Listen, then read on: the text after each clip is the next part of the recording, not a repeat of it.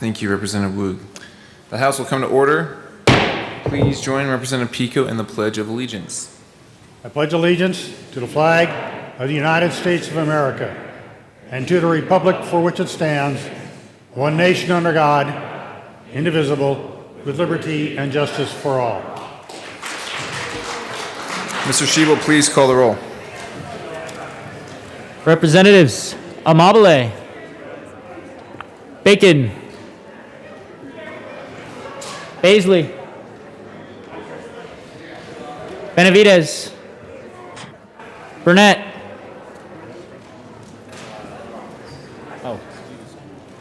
Burnett's excused. I think we have a few people excused today.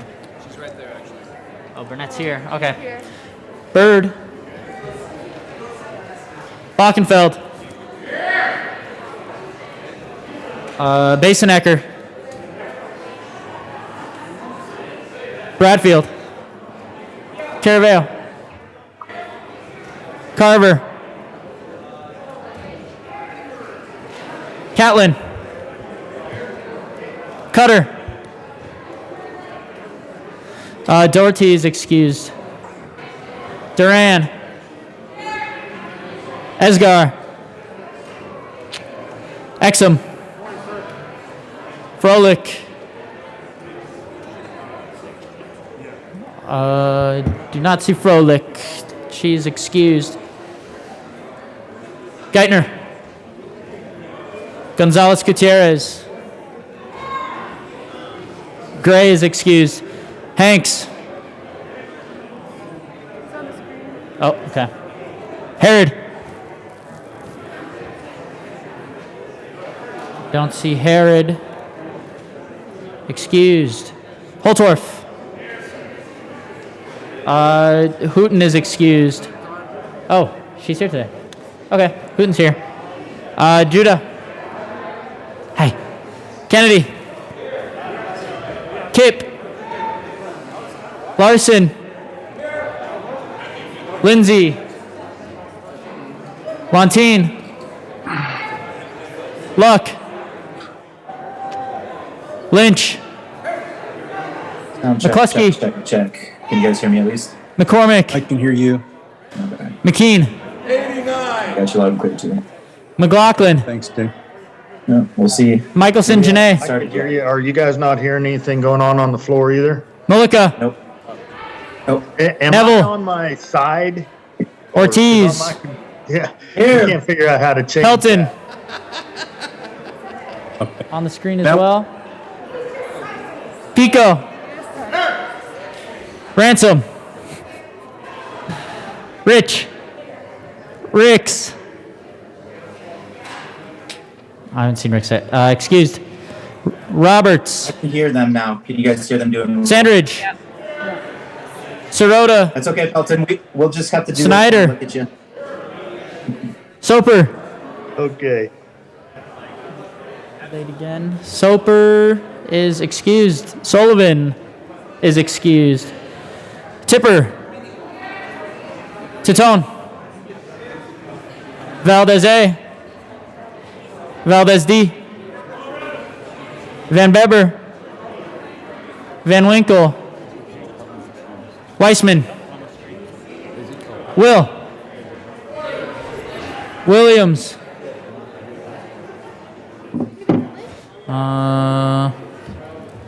Seen Williams excused. Woodrow. Woog. Young. Mr. Speaker. Froelich came in.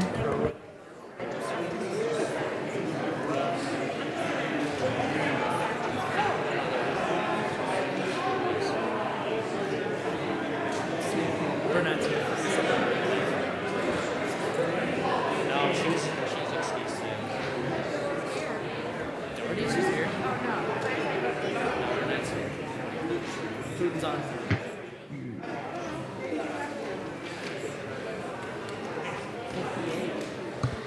58 present, 7 excused. We barely have a quorum. Representative Pico. Mr. Speaker, I move that the Journal of Thursday, February 10th, 2022 be approved as corrected by the Chief Clerk. Thank you, Come on, Representative all. Pico. Thank you, Representative Pico. I agree.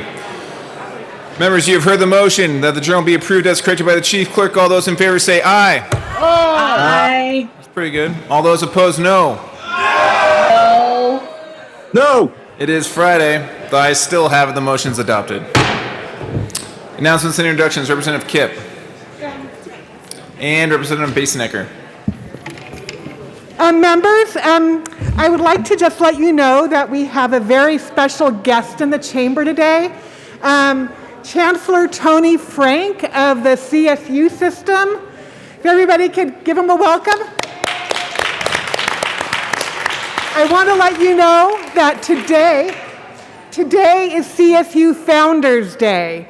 And in 1862,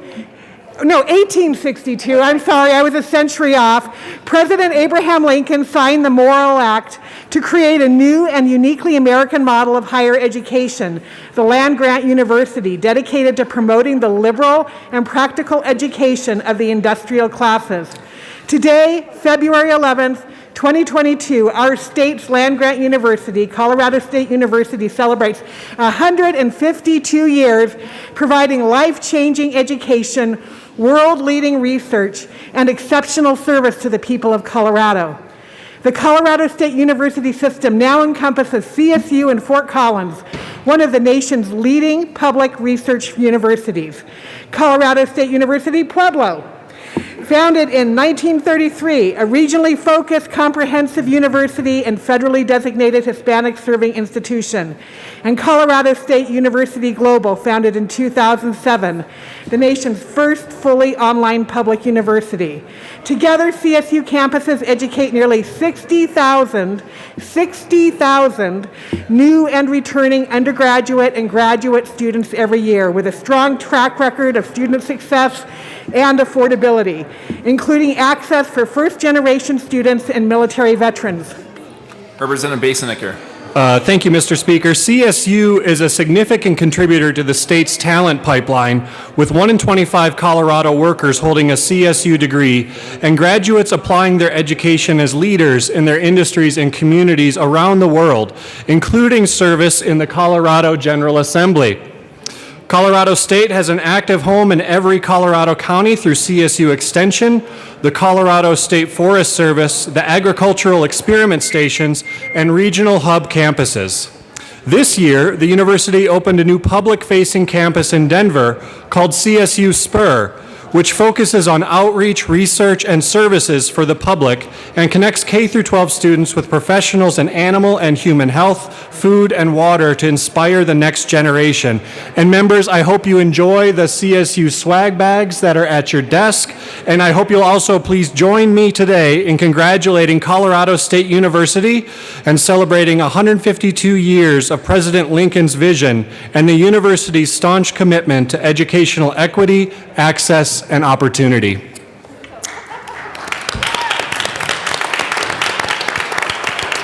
Representative Kipp.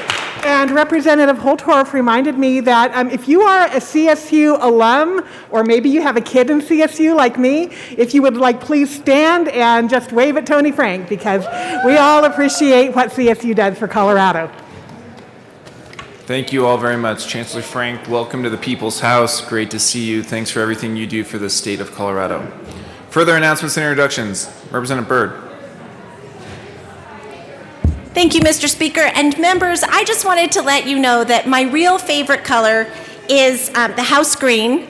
And today I was showing support and solidarity with our sergeants. If you might just notice, this was intentional, and they were feeling a little out of sorts because I tend to wear the Senate colors a little too frequently for them. So definitely showing some support, and that my favorite color is actually green. So if you see a sergeant today, shake their hand, let them know how much you appreciate them. We are so fortunate to have wonderful people who protect our chamber and make this a great place to work.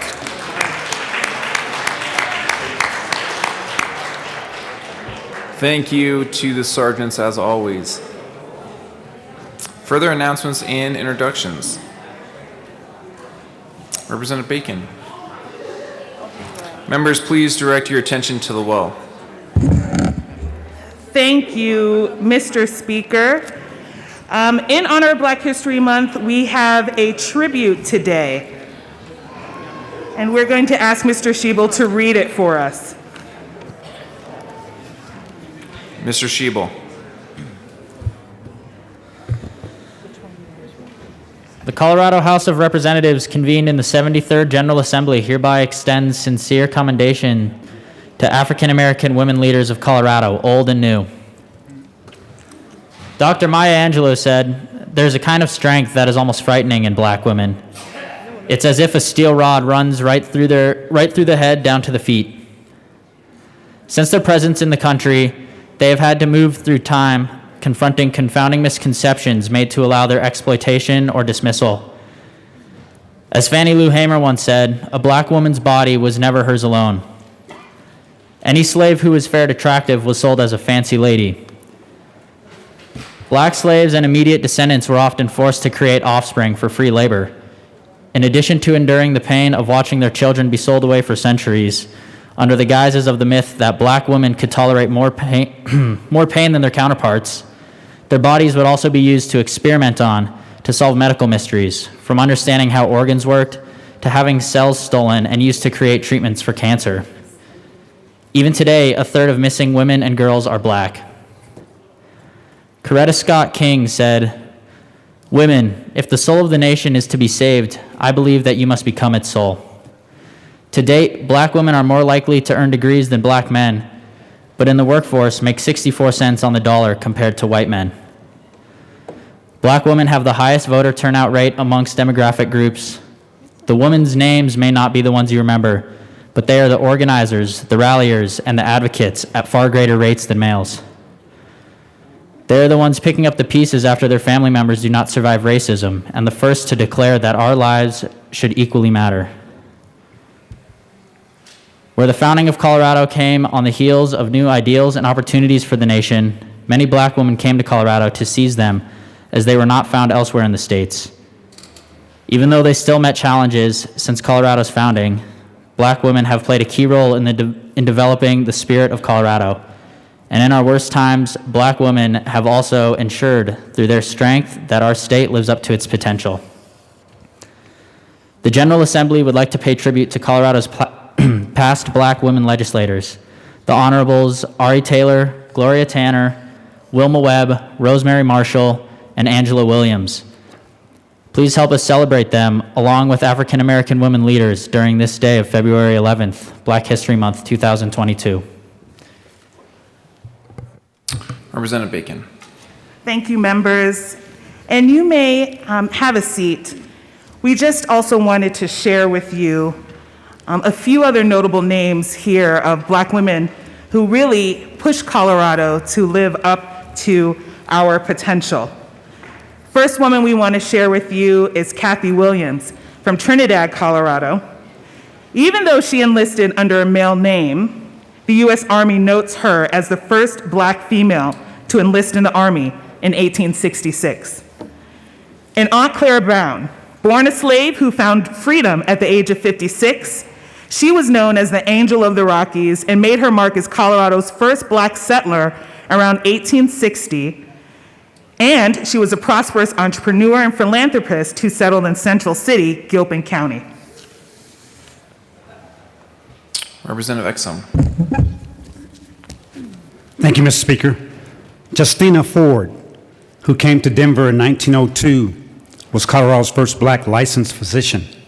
She spoke 11 languages and was attending a physician and delivering more than 7,000 babies. That's a lot of babies.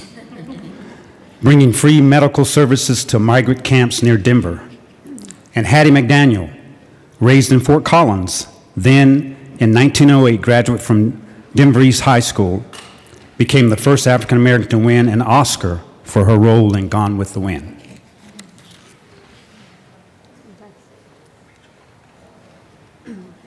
Representative Bacon.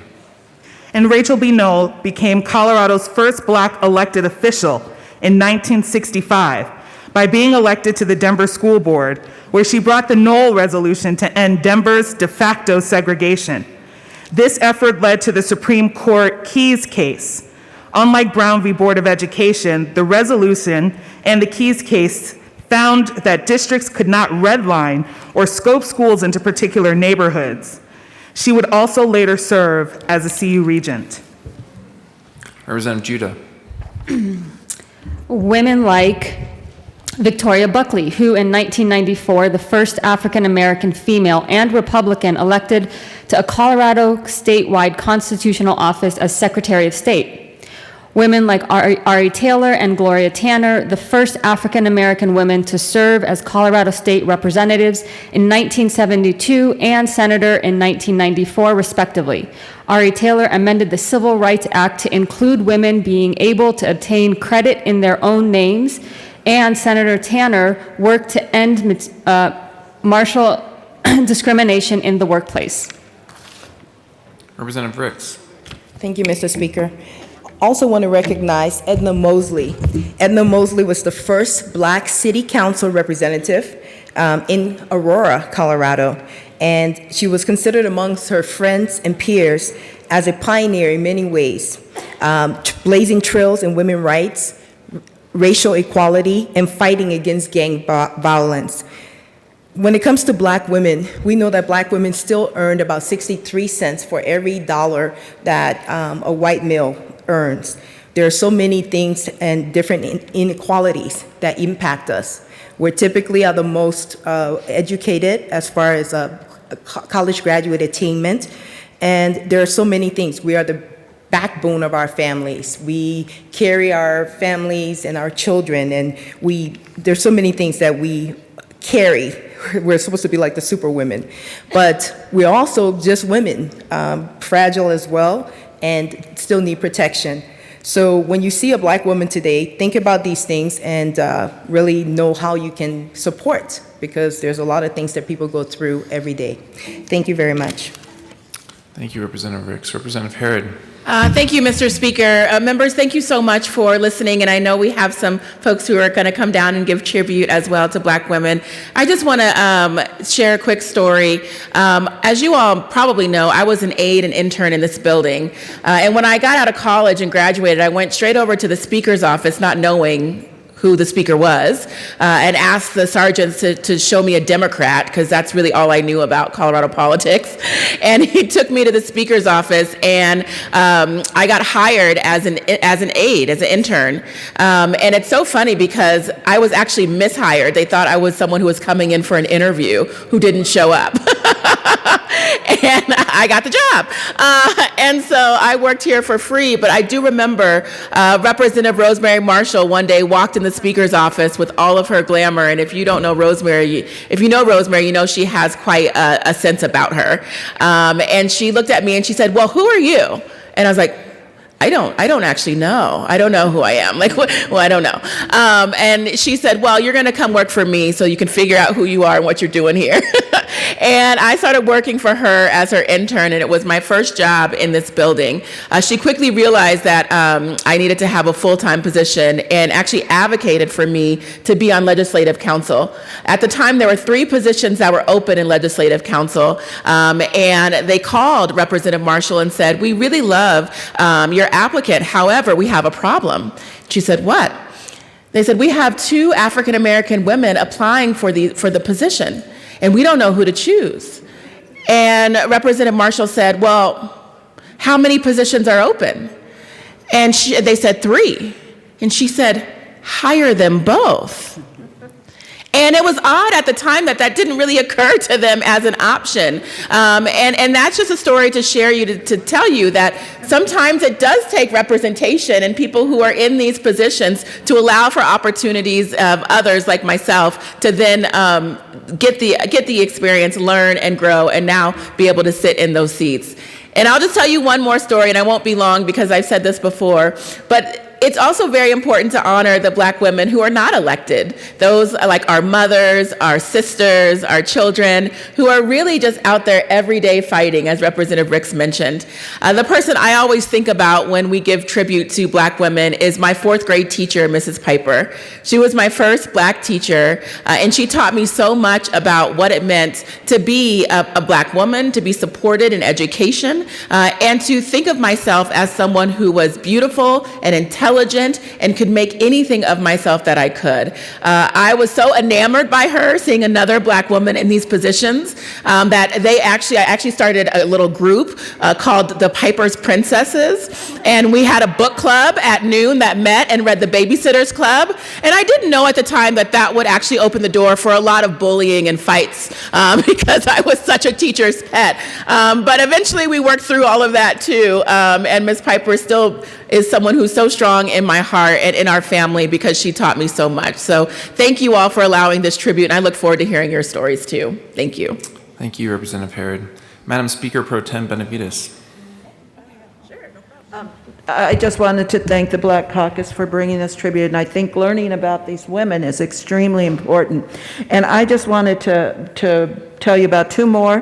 One is one we talked about last year that many of you signed on to the letter for Zipporah Hammond, who was the first Black nurse to graduate, and then she became the first director of in a major hospital of their records management area. And we all signed on to a letter to put her into the Colorado Women's Hall of Fame. That's still pending, but her son had contacted me about a month ago that she was inducted just last weekend into the Blacks in Colorado Hall of Fame. So I just wanted to let you know that. And then the other person I want to mention who we lost, and I'm sure many of you know, and I know all of the people up here know, was Dr. Sharon Bailey. Dr. Bailey had been a member of the Denver School Board.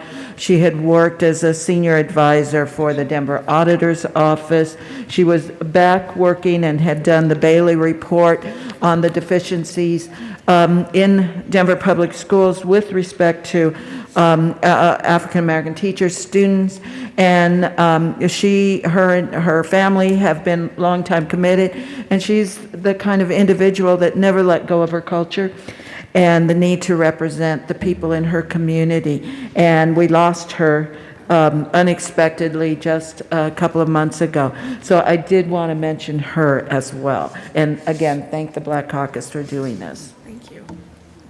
Wonderful. Thank you, Madam Speaker Pro Tem. Any other announcements or introductions? Seeing none, the next order of business is second reading, general order, second reading of bills. Representative Byrd.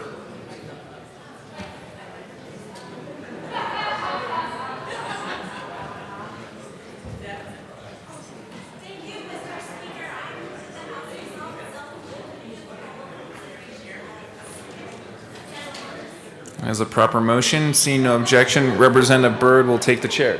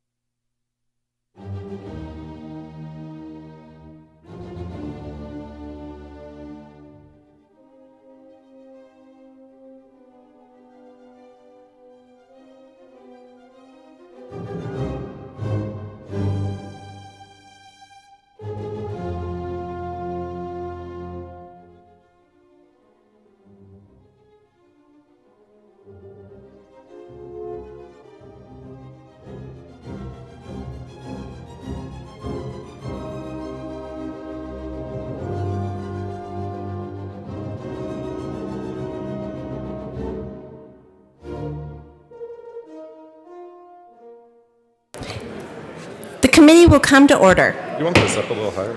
With your unanimous consent, the bills will be read. Oh, sure. At length. Oh. Let's see. Okay, we've got having some technical difficulties here. This time it's not my fault. So, starting again, with your unanimous consent, the bills will be read by title. Unless there is a request for reading a bill at length, committee reports are printed and in your bill folders. Floor amendments will be shown on the screen and on your iPads. Bills will be laid over upon motion of the majority leader, and the court rule, of course, is relaxed. Mr. Schiebel, please read the title of House Bill 22-1036.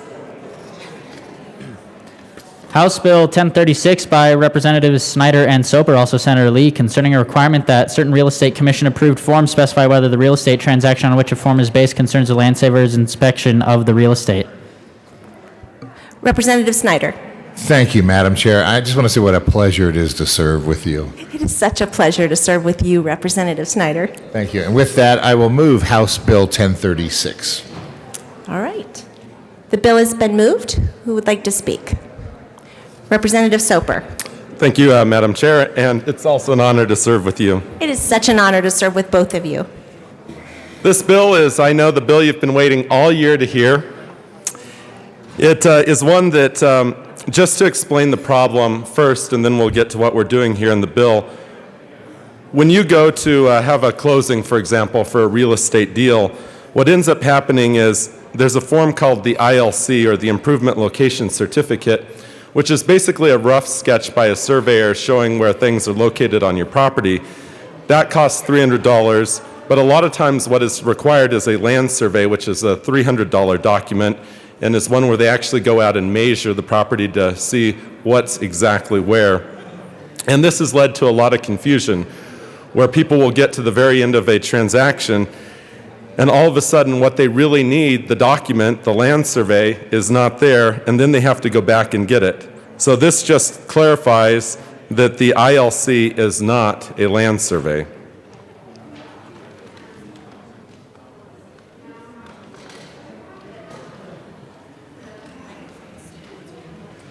I don't know what's wrong. Okay, here we go. We're having technical difficulties. Apologies. Representative Snyder.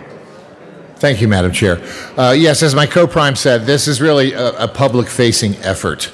So I practiced as a settlement closing attorney for over 7 years, and it was probably the number one question I got from people, because when they have all those papers at closing, they're not really paying attention. Then when they go to put an addition or build a fence and are told they have to get a survey, they think, well, I already have a survey, when what they have is an ILC. So that's what we're trying to do with this bill. I think my co-prime might have misspoken. Surveys cost thousands of dollars. A meets and bounds survey, can be $4,000 or $5,000, whereas the ILC is currently at about $300 documents. So it's really for consumer protection and consumer information, trying to make sure that the buyer of real estate knows exactly what they're getting. And we're really excited about this one. So, Representative Snyder. So we do have an amendment that's a product of working with the mortgage bankers and the realtors. And with that, I would like to move Amendment L002 and ask it to be properly displayed. Thank you, Representative Snyder. That amendment has been displayed. Please tell us about your amendment. Thank you. Originally, the bill required this differentiation between ILCs and surveys to be in all the Colorado real estate forms. And as we've worked with everybody, we figured out that what we really want is to have it only on the closing statement form approved by the Colorado Real Estate Commission. The way it works is most of your closing agents, which are basically title companies, a few brokers, attorneys, they're required, they can promulgate their own forms, but they have to use the Colorado real estate forms. So this is the best way we have to get this language requirement differentiation into the closing documents that buyers will be using and signing when the time comes. So that's why we have this amendment, and we would ask for your support. All right, is there any further discussion on Amendment L002? Seeing none, is there any objection to the adoption of Amendment L002? L002 is adopted. To the bill. Representative Soper. Thank you, Madam Chair. I think we've pretty much explained what the bill does. Just in closing, I would say it really is the difference between how a quit claim deed is not the same as a warranty deed, and the ILC is not the same as a survey. And we just want to have a little clarity there for Coloradans as consumers. Thank you. All right, is there any further discussion on House Bill 1036? Representative Von Bepper. Thank you. As somebody who's in the construction industry, has an excavating company for over 20 years, I am in support of this bill. When we think about how these bills practically affect someone's life, if I look at a 50-home subdivision, we literally will see 2 to 3 lawsuits erupt over this kind of issue in a 50-home subdivision, costing the judiciary, the court system, the taxpayers a lot of time and energy when something this simple could eliminate that kind of agony for a property owner. So this is one of those great little fixes that's great for the consumer, saves us a lot of money on the back end here in the state of Colorado, and it's a good bill. Vote yes. Thank you, Representative Van Bebber. Committee members, are there any additional comments on this bill? Seeing no further discussion, all those in favor of the passage of House Bill 1036 as amended say aye. Aye. All opposed, no. The ayes clearly have it. House Bill 1036 as amended is adopted or passed. Thank you. Thank you, Madam Chair. Thank you, representatives. Mr. Schiebel, please read the title of House Bill 1035. House Bill 1035 by Representatives Young and Bradfield, also Senators Janal and Rankin, concerning modernization of the Older Coloradans Act. Representative Young. Thank you, Madam Chair. It is a delight to serve with you. It is such a delight to serve with you. We move House Bill 1035 and the Public and Behavioral Health and Human Services Report. All right. That bill has been properly moved to the committee report. We did a number of amendments, and it's reflective of the active stakeholding process in the development of this bill. We defined the greatest social need in greater detail. We added regional and local government in addition to state to several sections. We eliminated a section that describes issues that already exist in a report submitted to the state. And our favorite, add a section allowing the commission to accept gifts, grants, and donations. It gave more teeth to some language, and it identified policy staff from the governor's office will work with technical advisory and state agencies. We ask for its adoption. Is there any further discussion on the Public and Behavioral Health and Human Services Committee report? Seeing none, the question before us is the adoption of the committee report. All those in favor say aye. Aye. All opposed, no. The committee report passes. To the bill. Representative Bradfield. Thank you, Madam Chair. House Bill 1035 is just about the most perfect bill that you're going to see this year. I want you to know that when you woke up this morning, you were older. Did you know that? And I do believe the vast majority of you are grateful that you could be older. As we get older, their needs and things that we are able to do change. Hopefully, the majority of us will enter into our silver years, being healthy and still have our mental faculties, but that will not be so for the majority, for some of our Coloradoans. Within the next year, there will be more people in Colorado over the age of 65 than there are from the ages of 1 to 18. This bill is one that addresses that population of over 65, both healthy and those over 65 in need of services in order to survive. This bill has three parts to it. The first part deals with the Colorado Commission on Aging. The second part of this bill is the State Office on Aging, and part 3 is Lifelong Colorado. I turn your attention, please, to Representative Young, who will describe those parts. Thank you, Representative Bradfield. And committee, I know we are so excited that it's Friday, but I'm going to ask that we take our conversations off to the sides, perhaps off the floor. It's very difficult to hear our bill sponsors, and we want to make sure that the public can hear them and that as we're listening, we're able to hear the details of this bill. So please, let's lower our voices and take conversations off the floor. Representative Young. It has been an honor to work with Representative Bradfield to talk about such an important subject. When we heard this bill in committee, there were those on the committee who were surprised that they fell in the category of older Coloradans, that they were in 60 plus.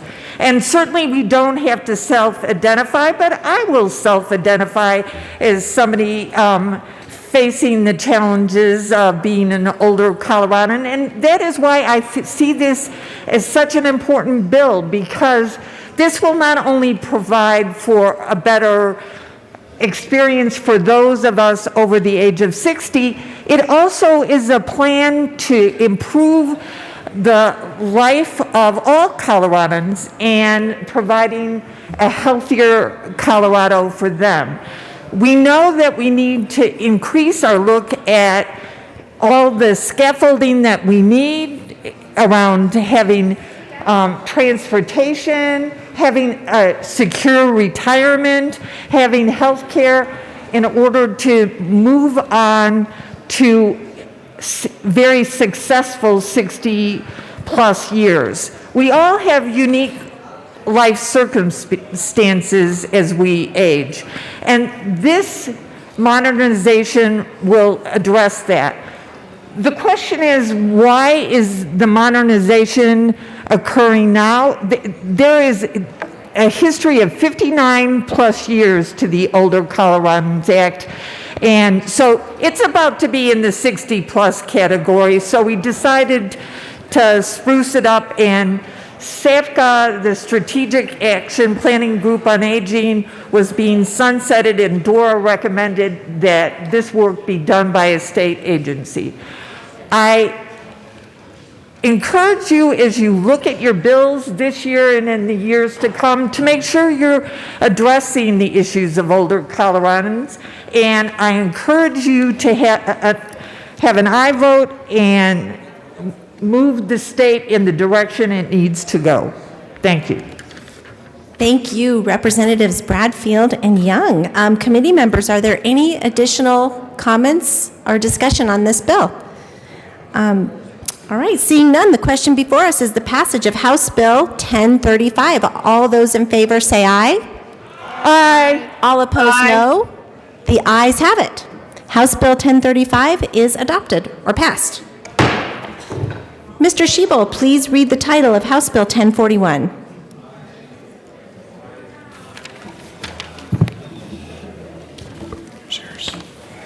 House Bill 1041 by Representatives Basenecker and Larson, also Senator Janal, concerning restrictions on making public the personal information of protected persons at risk of threats. Representative Basenecker. Thank you, Madam Chair. It's an honor to serve with you. It is an honor to serve with you, Representative Basenecker. I'd like to move House Bill 1041 and the report of the Committee on Public and Behavioral Health and Human Services. All right, the bill and the committee report have been moved to the committee report. Representative Basenecker. Thank you, Madam Chair. In committee, we had a robust discussion, including testimony from folks who have been impacted from having their personal information released online and then subsequently receiving threats to either themselves or their family members. We also added through amendment child representative, healthcare workers, Office of the Respondent Parents Council staff member or contractor. We made a quick cleanup that included municipal code enforcement officers into the bill. And then we also clarified some language regarding access to these records for the sake of a real estate transaction. We have one amendment to offer this morning, and two amendments, excuse me. And so with that, I would like to move L002 and ask that it be properly displayed.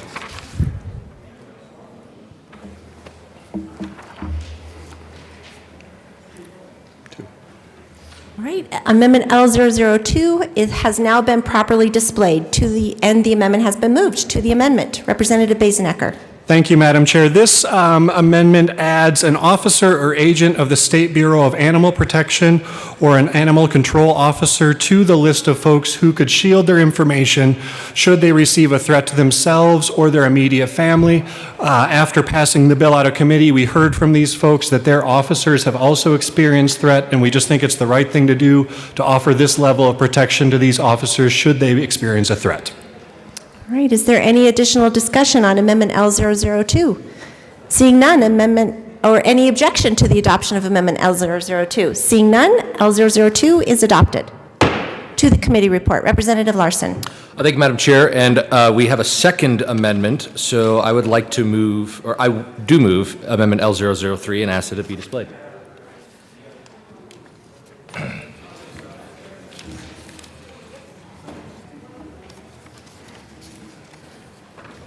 All right, Amendment L003 has been moved and is now properly displayed. To the amendment, who would like to speak to that? Yes, thank you. Representative Larson. Yes, thank you, Madam Chair. So, members, this bill is very technical in nature. So, because we are concealing information, there need to be certain exceptions, particularly usually around real estate transactions, because in order to sell a home, these people still will need to have access to certain public documents. This was an oversight of ours in the original listing of people that could still have access to these documents, and that is simply clearing this up, and I ask for an aye vote. Is there any further discussion on Amendment L003?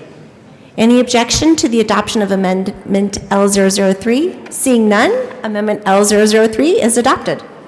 To the committee report. Representative Bazenecker. Thank you, Madam Chair. We have no more amendments to offer. All right, is there any further discussion on the Public and Behavioral Health and Human Services Committee report? Any objection to the adoption of this committee report?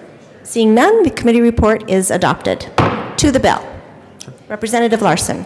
Thank you, Madam Chair. So, members, this is a great bill. I was honored to work with Representative Basenecker on it. This also came out of CCI, and it's fairly simple. So, unfortunately, in these charged political times in which we live and work, I'm sure we are all used to getting some harassment in our own jobs. However, unfortunately, it does not stop at elected officials. It does go down now to public health workers, people working in county, municipal government roles where they have interactions with the public. And we are talking about healthcare workers, child protection workers, social services, indeed, people working in land and assessment, as we just added, animal protection workers. And while the public certainly has a right to interact with these people and protest things that they think are unjust, they do not have a right to be personally harassing.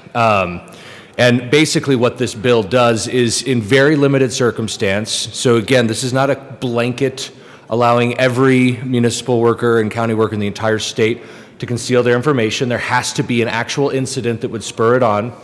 And then even at that point, it's only if the person affected chooses to seek this kind of privacy and concealment. So it's an arduous process, it's very limited, but they could go through a process that each county and entity has established and choose to have their public information redacted for most purposes.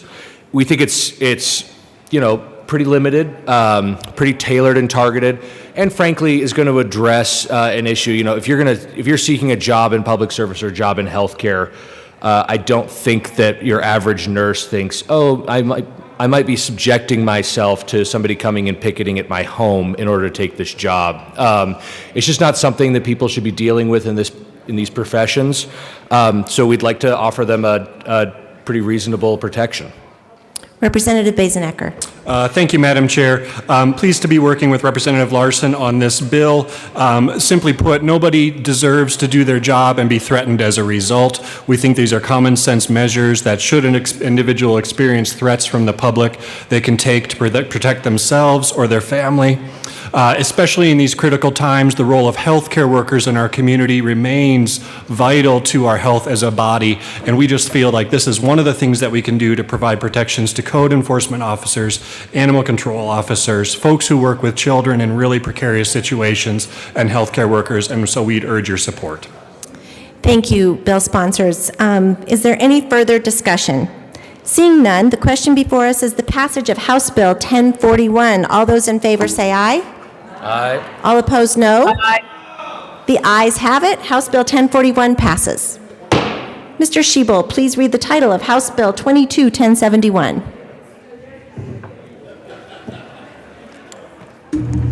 House Bill 1071 by Representative Woodrow, also Senator Rodriguez, concerning available relief for plaintiffs who prevail in a class action under the Colorado Consumer Protection Act.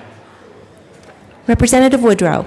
Thank you, Madam Chair. It is an honor to serve with you. It's an honor to serve with you as well, Representative Woodrow.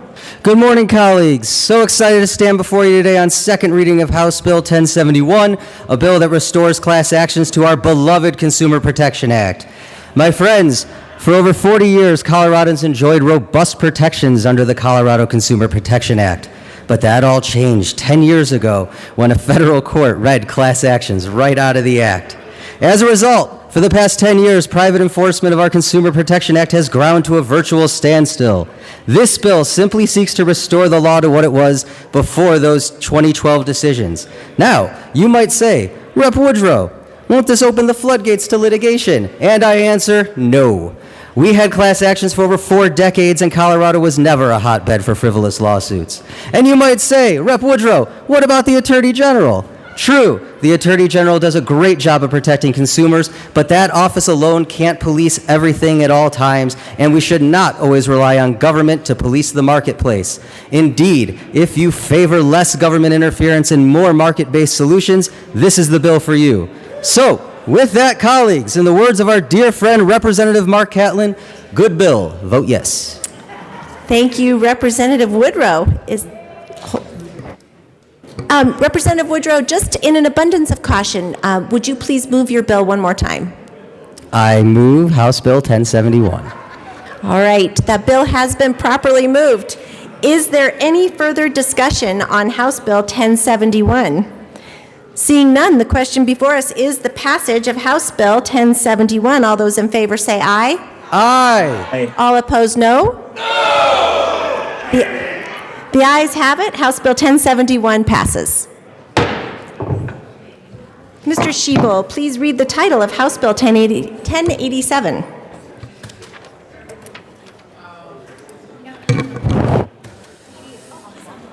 House Bill 1087 by Representatives Hooton and Pico, also Senator Story and Liston, concerning Special District Director retirement benefits and in connection therewith excluding a Special District Director from becoming eligible for membership in the Public Employees Retirement Association due to the Director's service as a Director. Representative Hooton. Thank you, Madam Chair, and good morning, everyone.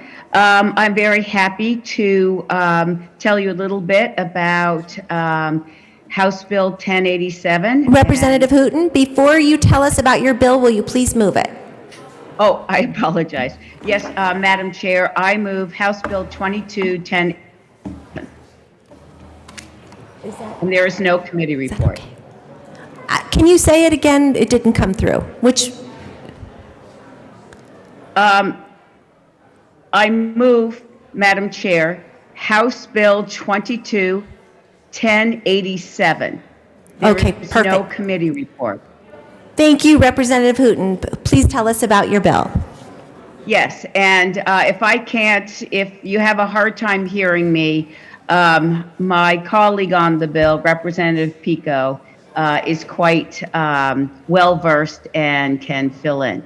So let me just say that what this bill does is it codifies in statute or clarifies in statute that directors of special districts, and there are thousands of them in the state of Colorado, are not state employees and therefore are not subject to participate in PARA, in the PARA retirement system.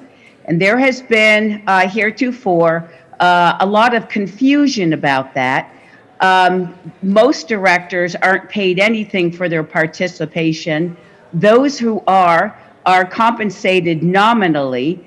And there has been some confusion, and many special districts have been felt obligated to report the payments, the compensation that their directors receive to PARA.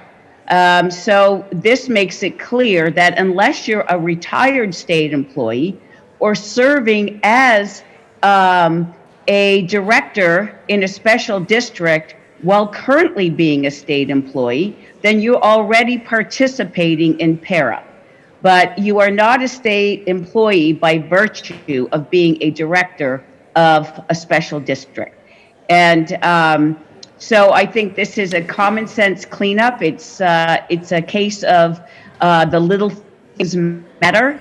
And I will allow my colleague, Representative Pico, to cover anything that I failed to do in my bill presentation. Thank you, Madam Chair. Thank you, Representative Hooton. Representative Pico. Thank you, Madam Chair. I believe that's covered just about everything. Again, to reiterate, there are thousands of special districts out there, and when someone becomes a director of it, that doesn't make him a state employee, and that's what all this bill does, is clarify that point. The issue that comes up is that someone who gets a $100 stipend for showing up for a board meeting. Doesn't need to have 10 bucks put into para, 10 bucks that he'll never actually benefit from. He'll get it back when he leaves, but let him have it, and it relieves an administrative burden on those districts. And as said, there's thousands of special districts covering every manner of function, from water districts to sanitation districts to metro districts and everything else under the sun. So this is a clarification. It's a good bill. It's cleanup, and I ask for your support. Thank you, bill sponsors. Is there any further discussion on House Bill 22-1087? Seeing none, the question before us is the passage of House Bill 22-1087. All those in favor say aye. Aye. All opposed, no. The ayes have it. House Bill 22-1087 passes. Madam Majority Leader. Thank you, Madam Chair. I move to lay over House Bill 1088 until Monday, February 14th. All right, upon request of the Majority Leader, House Bill 1088 is laid over as has been requested. Mr. Shebel, please read the title of House Bill 22-1097.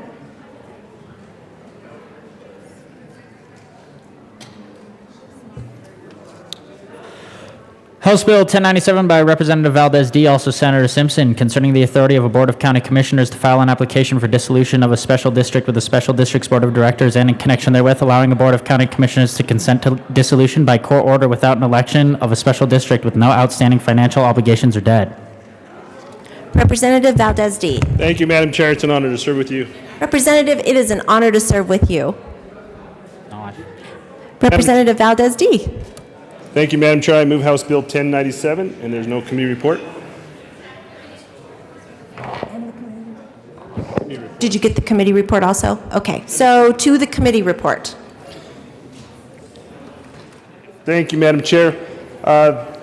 This is a good bill. This not only provides county governments, but also the statutory powers, and there's no committee report at this time. So Representative Valdez D., we are on the committee report. If you just want to let us know what the substance of that report was, so we can pass that first. There was one amendment. It was just considering the necessary dissolution permissible provisions and hearing by the court powers.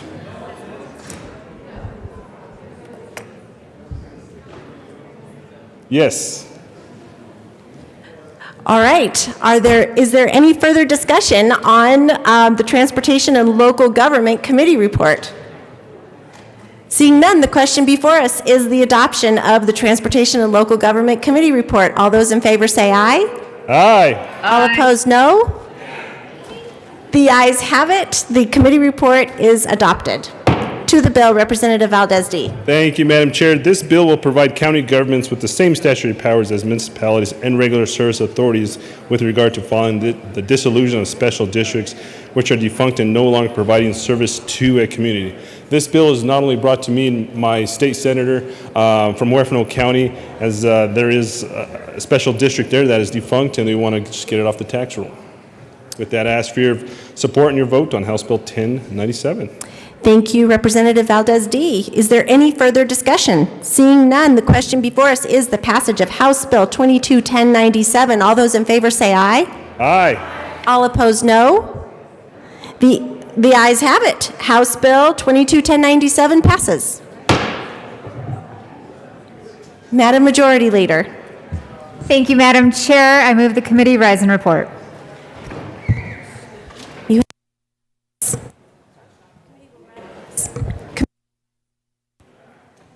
Committee will rise and report.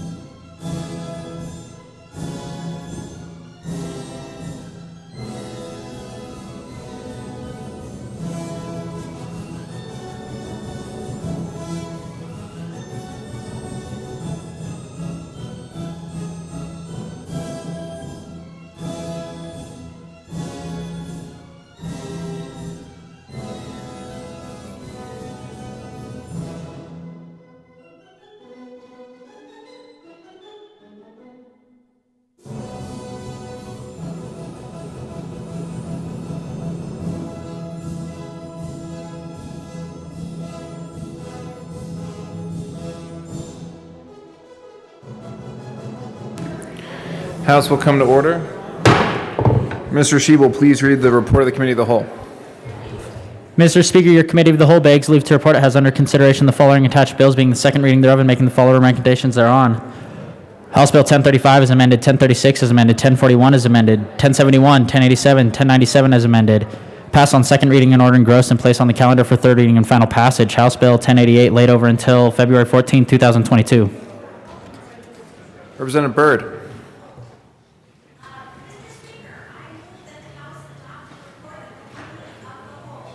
Very good, members. You've heard the motion. There are no amendments at the desk. The motion before us is the adoption of the report of the Committee of the Whole. Mr. Shebel, please open the machine, and members, please proceed to vote. For those participating online, Representative Baisley, how do you vote? Yes. Representative Baisley votes yes. Representative Hanks, how do you vote? No. Representative Hanks votes no. Representative Pelton, how do you vote? Yes. Representative Pelton votes yes. Representative Michelson Janae, how do you vote? Yes. Representative Michelson Janae votes yes. Representative Ortiz, how do you vote? Yes. Representative Ortiz votes yes. Representative Hooten, how do you vote? Yes. Representative Hooten votes yes. Representative Lindsay, how do you vote? Yes. Representative Lindsay votes yes.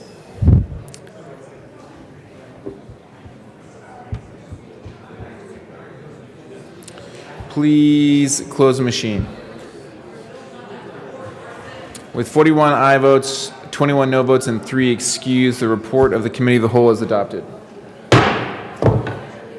Announcements and introductions.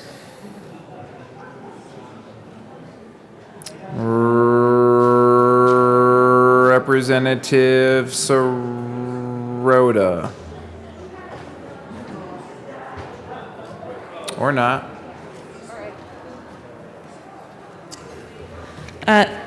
Thank you, Mr. Speaker.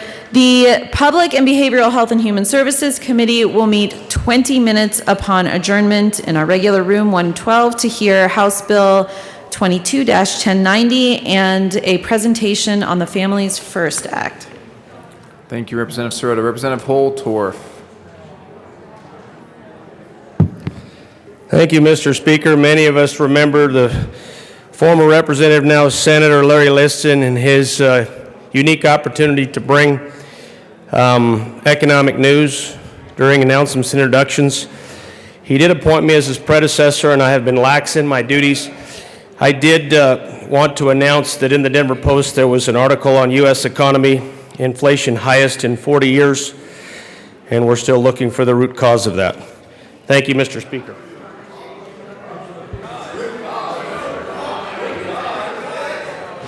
Thank you, Representative Holtorf. I think the announcement was, if you get the newspaper, read the newspaper.